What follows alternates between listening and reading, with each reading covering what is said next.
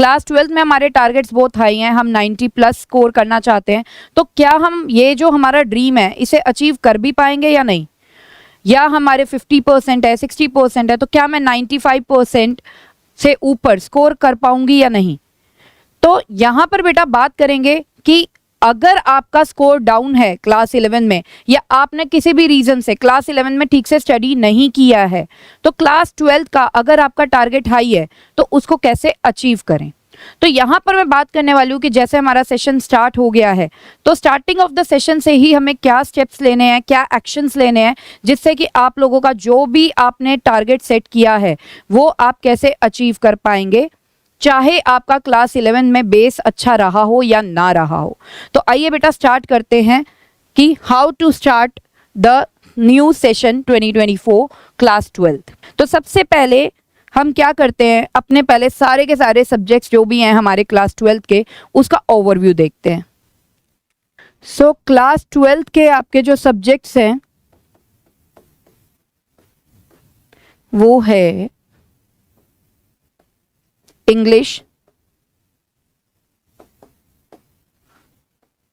हिंदी और आईपी और maths.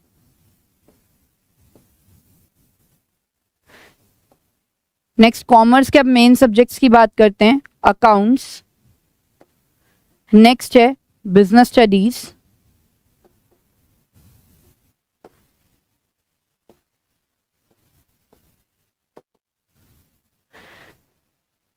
Next economics,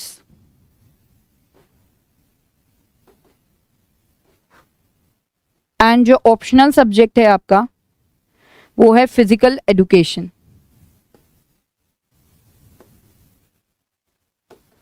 सो यहां पर बच्चों सबसे पहले स्टार्ट करते हैं इंग्लिश से। अब इंग्लिश की अगर हम बात करें तो इंग्लिश में क्लास 11th या क्लास 12th का कोई इंटर रिलेशन नहीं है, इतना कोई कोरिलेशन नहीं है। कॉम्प्रीहेंशन की अगर बात करें वो तो सबको ही आता है बेटा, राइट। लेकिन एज सच की क्लास 11 से क्लास 12th में हम जा रहे हैं और हमने क्लास 11 की इंग्लिश ठीक से नहीं पढ़ी है, तो क्लास 12 पे इसका इफेक्ट आएगा, ऐसा बिल्कुल भी नहीं है। अगर आप क्लास 12 की इंग्लिश को भी अच्छे से सीरियसली होके कर लेंगे तो उसका इफेक्ट कोई क्लास 11 से रिलेटेड नहीं है कि आप अच्छा स्कोर ना कर पाए। क्लास 12 की बिल्कुल ही कंप्लीटली इंग्लिश होगी जो आप बहुत ईजिली कर पाएंगे अगर आप स्टार्टिंग से रेगुलरिटी मेंटेन करेंगे। Same with Hindi and same with IP, same with maths. So अलग ही चैप्टर्स हैं, मैथ्स में भी कुछ ऐसा नहीं है कि कोई चैप्टर कोरिलेटेड है, कोई बेस चाहिए आपको क्लास 11 के मैथ्स के किसी चैप्टर का for doing class 12th maths. अब आगे हम बात करेंगे हमारे कॉमर्स के सब्जेक्ट्स जो कि हैं अकाउंट्स, बिजनेस स्टडीज, इकोनॉमिक्स, हाँ एक ये भी फिजिकल एजुकेशन। फिजिकल एजुकेशन बेटा ऑप्शनल है, इसका भी कुछ ऐसे एज सच कोई इंटर रिलेशन नहीं है क्लास 11 के बाद। अब हम बहुत ही डिटेल में बात करने वाले हैं कॉमर्स के सब्जेक्ट्स की, accounts, business studies and economics. सबसे पहले बेटा बात करेंगे अकाउंट्स की।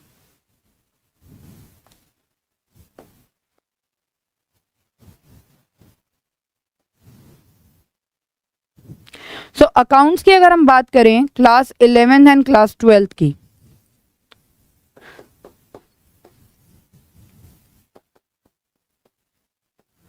तो इसमें बेटा अगर आपने अकाउंट्स की क्लास 11 में अच्छे से प्रिपरेशन नहीं की है तो डेफिनेटली क्लास 12 में प्रॉब्लम आने वाली है। तो हमें करना क्या है यहाँ पर कि हमें प्रॉब्लम ना आए, क्लास 12 की अकाउंट स्टार्ट करने से पहले ही क्लास 11 के कुछ चैप्टर्स का बेस हमें स्ट्रॉन्ग करना होगा before starting the preparation for the class 12th। तो वो ऐसे कौन से चैप्टर्स हैं क्लास 11 के जो आपका एज अ बेस काम करने वाले हैं क्लास 12th में, तो आइए देखते हैं। सबसे पहला रूल्स ऑफ अकाउंटिंग।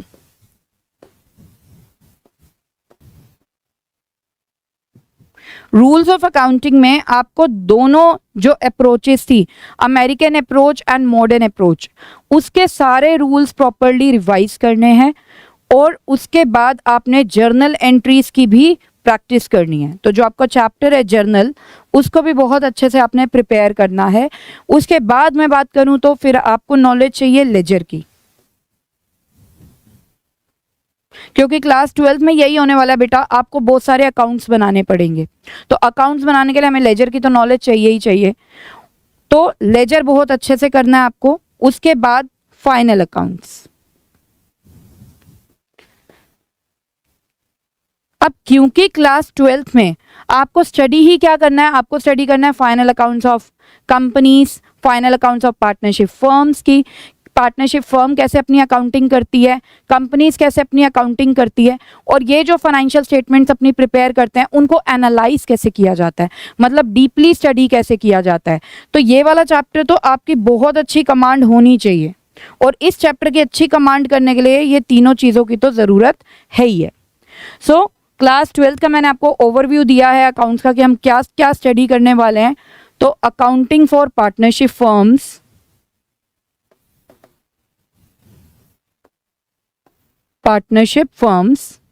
आपकी बेटा बेसिकली 3 बुक्स रहने वाली है अकाउंट्स में। अकाउंटिंग फॉर पार्टनरशिप फर्म्स की पहली बुक है, दूसरी बुक क्या है, अकाउंटिंग फॉर कंपनीज,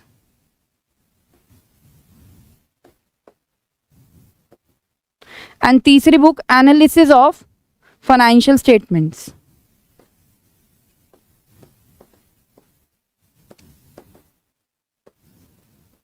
तो आप देख लीजिए कि बेस कितना ज्यादा जरूरी है फाइनल स्टेटमेंट्स का। तो ये तो हुई बेटा अकाउंट्स की बात। तो अब हम बात करते हैं इकोनॉमिक्स की।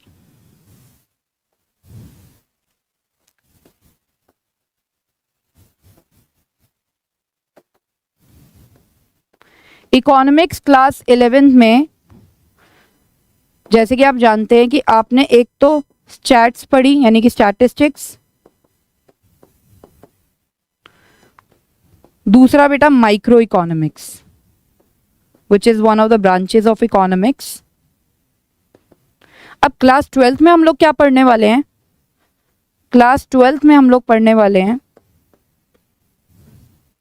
एक तो मैक्रो इकोनॉमिक्स,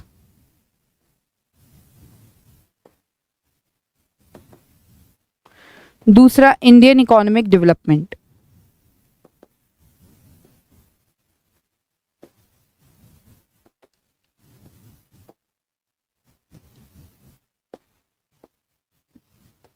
तो अगर मैं इकोनॉमिक्स की बात करूं, अगर आपने क्लास 11 में इकोनॉमिक्स ठीक से नहीं पढ़ी है तो बेटा उसका कोई यहाँ पे एज अ बेस भी काम नहीं करने वाला है। क्लास 12th की इकोनॉमिक्स बिल्कुल डिफरेंट है फ्रॉम क्लास 11th इकोनॉमिक्स। तो टेंशन नहीं लेनी है, बस करना क्या है, स्टार्टिंग ऑफ द सेशन से इकोनॉमिक्स को अच्छे से स्टडी करना है। जो भी आपकी दोनों बुक्स है अच्छे से इसे स्टडी कीजिए। सो मैक्रो इकोनॉमिक्स में हम लोग पूरी इकोनॉमी की स्टडी करते हैं as a whole, like national income कैसे कैलकुलेट होती है कंट्री की, कंट्री का बैंकिंग सिस्टम कैसा है, कौन कौन से बैंक है, commercial bank, central bank, government कैसे बजट बना रही है अपने, और बजट में क्या क्या कंपोनेंट्स हैं, बैलेंस ऑफ पेमेंट्स, इंटरनेशनल हम ट्रांजैक्शंस जो कर रहे हैं उसकी नॉलेज आप लोगों को दी जाएगी। तो इस टाइप का कुछ रहने वाला है कंटेंट मैक्रो इकोनॉमिक्स का। इंडियन इकोनॉमिक डेवलपमेंट का कंटेंट इंडिया से है कि इंडिया की सिचुएशन कैसी थी इंडिपेंडेंस से लेके अब तक की, और अगर अब हम उसे कंपेयर कर रहे हैं उसके नेबरिंग कंट्रीज के साथ तो इंडिया कहाँ तक अपने अचीवमेंट को अचीव कर पाया है, अपने टारगेट्स को अचीव कर पाया है या नहीं कर पाया है, कहाँ पे इंडिया फेल हुआ अपनी स्ट्रैटेजीज में। तो ये सब हम इंडियन इकोनॉमी के बारे में स्टडी करने वाले हैं इंडियन इकोनॉमिक डेवलपमेंट में। तो this was all about the economics. साथ ही में मैं आपको बता दूं कि हमारे जो कोर्सेज हैं क्लास 12 के वो हमने फ्री ऑफ कॉस्ट अवेलेबल कर दिए हैं आप लोगों के लिए। उसमें आपको मिलेंगे video lectures of all chapters. तो जो कोर्स है वो अवेलेबल है इंग्लिश के लिए, इकोनॉमिक्स के लिए, अकाउंट्स के लिए एंड बिजनेस स्टडीज के लिए।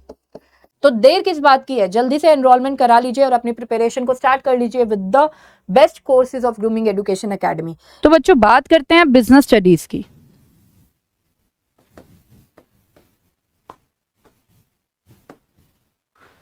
जैसे कि आप जानते हैं क्लास 11th में आपने बिजनेस स्टडीज की 2 बुक्स पढ़ी। एक तो है फाउंडेशंस ऑफ बिजनेस जिसमें आपको नॉलेज दी गई थी बिजनेस के बारे में,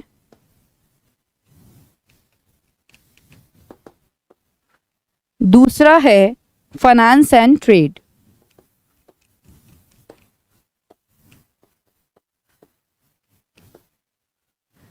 अब क्लास 12th के बिजनेस स्टडीज में हम क्या पढ़ने वाले हैं, इसमें भी 2 बुक्स रहेंगी बच्चे। एक रहेगी principles and functions of management, principles and functions of management,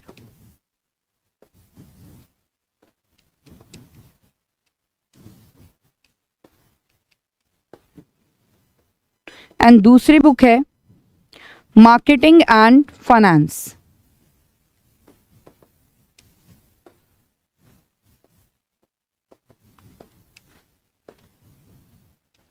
सो यहाँ पे आप देख लीजिए, यहाँ पे आपको बिजनेस के बारे में ज़्यादा फोकस किया गया था क्लास 11th में बिजनेस स्टडीज़ में, लेकिन अब जो क्लास 12th की बिजनेस स्टडीज़ है उसमें फोकस किया जा रहा है मैनेजमेंट के ऊपर।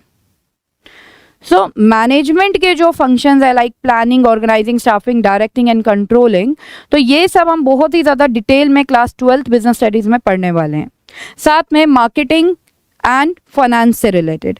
तो इसका भी अगर आप देखो बिजनेस स्टडीज़ का इतना कुछ ज़्यादा लिंक है ही नहीं क्लास 11 की बिजनेस स्टडीज़ से। सो कुछ ऐसा नहीं है कि आपने क्लास 11 में बिजनेस स्टडीज़ अच्छे से प्रिपेयर नहीं किया तो अब आप क्लास 12 की बिजनेस स्टडीज़ अच्छे से प्रिपेयर नहीं कर पाओगे, ऐसा कुछ नहीं है बेटा।